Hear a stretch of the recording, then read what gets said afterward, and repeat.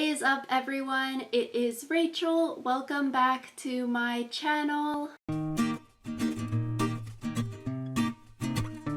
And so today is a very exciting video because today I am going to be talking about 3 writing techniques that you should definitely look out for when you are writing your college application essays. And so if you are new to my channel, hello, my name is Rachel. I graduated from UC Berkeley in May 2020, where I double majored in cognitive science and legal studies. And now I am currently working full-time at a law firm. So if you are a student currently applying to colleges, or if you are a current college student, you should definitely check out Study Hall College Consulting. We are a team of UC Berkeley students and graduates who specialize in reviewing college application essays as well as consulting one-on-one with students and parents. So definitely check out all of our social media and website. On our website, we have a free blog where we post weekly advice. And on our social media, we also post a ton of free tips and tricks. And we just joined TikTok, so definitely check us out. So without further ado, let's get into this video.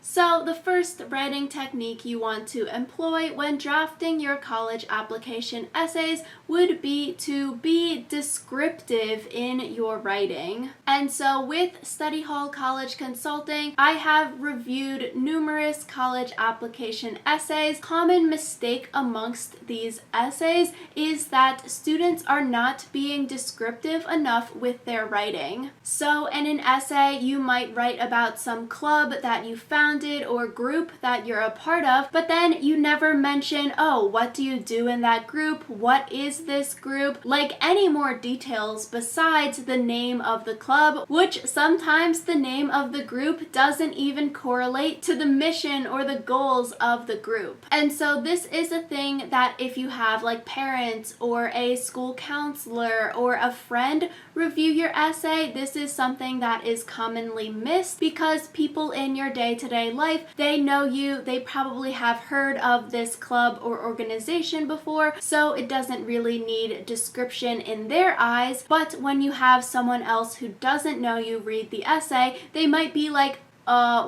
what? What is this group? What do you do? And so that would be more of the reaction of the admissions officer reading your essay because they're probably not familiar with every single club, group, organization, project that is in every school, town, location, you know? So you do want to be descriptive in that regard. In your essay, don't just say I was a part of this group, but give some details about it. What does the group do?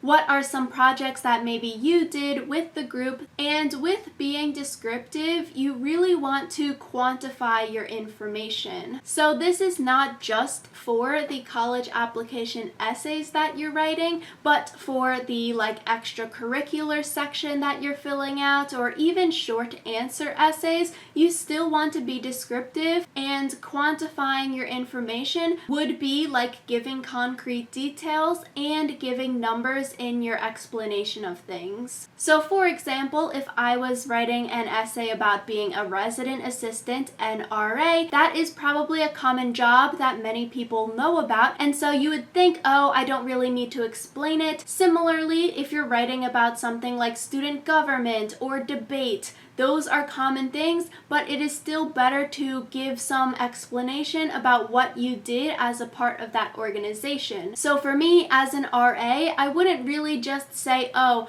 I was in charge and I looked over a floor of students. That is not descriptive enough, but without being wordy, adding some descriptions would be saying something along the lines of, as an RA, I managed a floor of X number of first year transfers and continuing students. I had a budget of X number dollars that I used to plan events such as XYZ. And so that gives some description that quantifies your involvement in the group, and it shows, oh, without saying it in a bunch of words. I know how to handle a budget. I've had that responsibility before. I can communicate with a team, worked on a team, worked with all different kinds of students. And so that gives a lot more description rather than just saying, oh, I was an RA, I was involved in student government, I did debate. That really doesn't tell the reader anything. So make sure you are giving descriptions even if it is a common organization, but especially if it's an uncommon job, group, organization that you were a part of, because otherwise the reader is going to have no idea what you are talking about. And then on the other hand, don't give too much description that your essay reads like a resume. For the extracurricular section in like the Common App, fine, that's good. It should read like a resume, but for these essays, you do still want your voice to shine through, so don't be too wordy with your descriptions. The next writing technique to pay attention to when writing your college application essays would be distinguishing between active voice and passive voice. So active voice is where the sentence has a subject that acts upon a verb.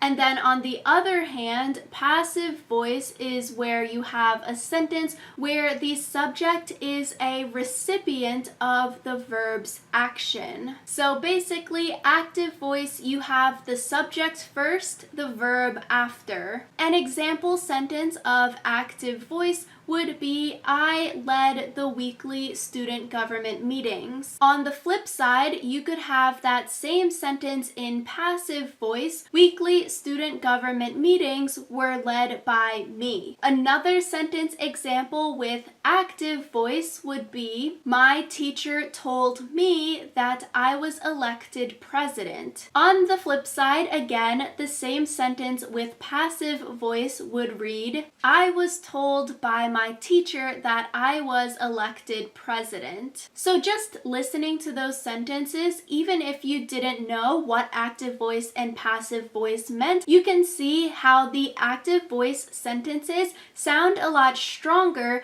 than the passive voice sentences. So when you're writing your college application essays, you want to keep active voice and passive voice in mind because active voice does help you to portray a strong, clear, and precise message in your sentences. Versus if you're writing your entire essay in passive voice, those sentences tend to be a lot more subtle and weaker.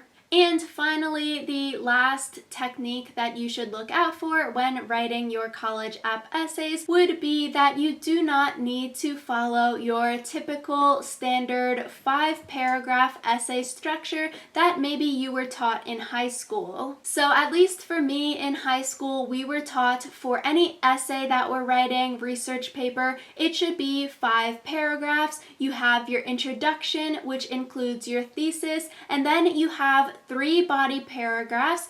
If you have some kind of rebuttal paragraph, that is always your 3rd body paragraph. And then your 5th paragraph is always your conclusion. And so this is a good structure for like school essays that you are turning in for grades, but when it comes to your college app essays, following such a rigid structure might not be the best option for you to get your points across, to get your narrative and story across to the reader. So definitely with your college app essays, feel some more freedom when you're writing. You don't need to stick to that 5-paragraph structure, but you can have as many paragraphs as you want as long as it's under the word count. Obviously, still follow all of your English grammar writing rules. When you are drafting your essays, when you're writing your paragraphs, you should not just have one long paragraph as an essay, but really split up your thoughts into different paragraphs, especially if the essay is a longer essay and it's not a short answer question. So yeah, those are some tips that you should definitely think of while you are drafting and writing and editing your college application essays. If you have any questions, definitely leave a comment down below. And if you're looking for a UC Berkeley student or grad to review your college application essays, definitely check out Study Hall College Consulting. With that, thank you all so much for watching. Hopefully you found this video helpful. Definitely give this video a big thumbs up to help me out with the YouTube algorithm, and subscribe to my channel if you want to see more videos from me. Good luck with your essay writing, and I will see you all next time.